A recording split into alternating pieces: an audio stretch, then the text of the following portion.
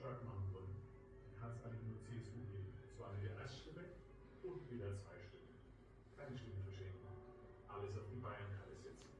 Deswegen am 23. Februar.